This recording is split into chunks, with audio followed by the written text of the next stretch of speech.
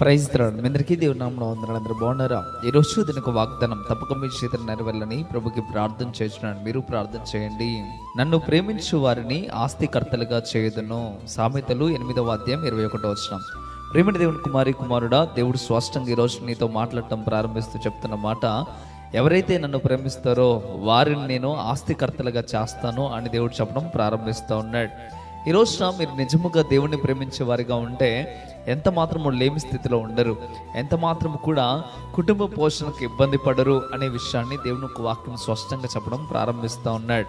ఈ రోజు దేవునితోనే మాట్లాడుతూ ఉన్నాడు. ఏమంటున్నాడో తెలుసా? ఆర్థిక పరిస్థితి గురించి నేరుగా దేవుడు మాట్లాడటం ప్రారంభిస్తూ ఉన్నాడు.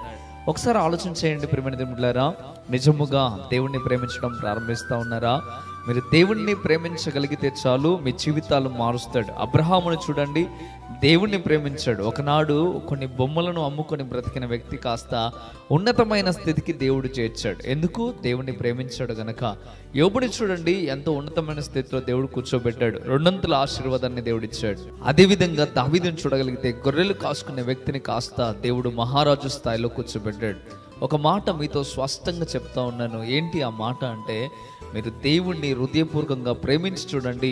దేవుణ్ణి ప్రేమించడం ప్రారంభిస్తే మీ జీవితాలు మారిపోవడం ప్రారంభిస్తాయి. అది మాత్రం మీరు తప్పక గుర్తుపెట్టుకొని ప్రభు సన్నిధిలో ఇంకా కనిపెట్టుకొని ప్రభువుని ప్రేమించడం ప్రారంభించండి. మంచిది. ఈ వాగ్దానం మీ జీవితం నెరవేరాలంటే తప్పక మీరు ఏం చేయాలో మీకు అర్థమైంది కదా. దేవుణ్ణి ప్రేమించండి. దేవుణ్ణి ప్రేమించడం అంటే ఏంటో కూడా ఒక మాట మీకు చెప్తా ఉన్నాను.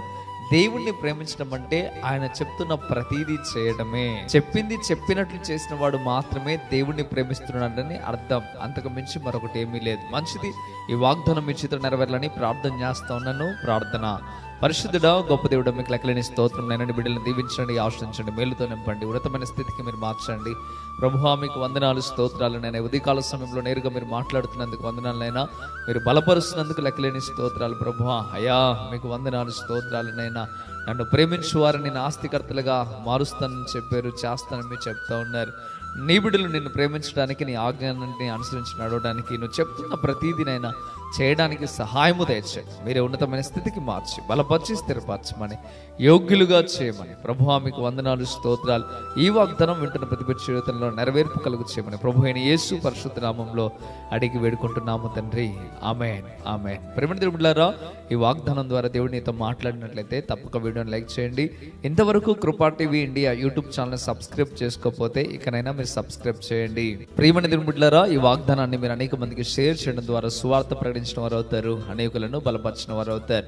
ప్రియమైన దేవులారా, కృపా టీవీ ఇండియా యూట్యూబ్ ఛానల్ నుండి అనేక మందికి హెల్ప్ చేస్తూ ఉన్నాం. పేదలకు, అనాథలకు, అదేవిధంగా ఆరోగ్యం సరిగ్గా లేని వారికి హెల్ప్ చేస్తూ ఉన్నాం. మీరు కూడా మాతో కలిసి ఈ చక్కని పరిచయంలో పాల్పొందాలన్న ఆశ మీకు ఉండినట్లయితే తప్పగా మీరు మమ్మల్ని సంప్రదించండి. ప్రభువు మిమ్మల్ని దీవించును గాక, ఆశీర్వదించును గాక.